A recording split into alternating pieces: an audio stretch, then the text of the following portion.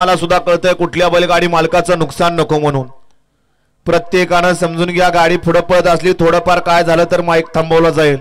गाडी सांगायला येऊ नका गट पळताना आमचा गट एवढा एवढा आहे। बैलगाडी मालक लक्षात घ्या, गाडी पुढे पळत असली वासरू जर बुजायला लागलं माईकच्या आवाजामुळे तर आम्ही आपसुकच माईक बंद करणार आहे।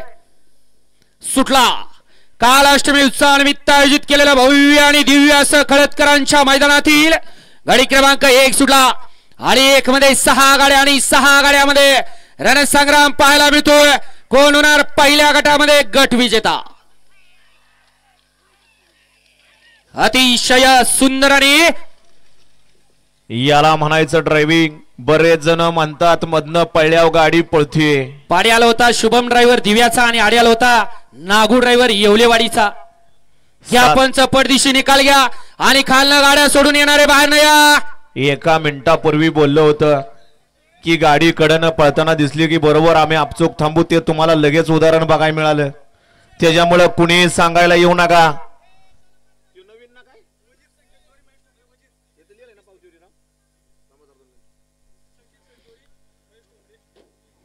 गाडी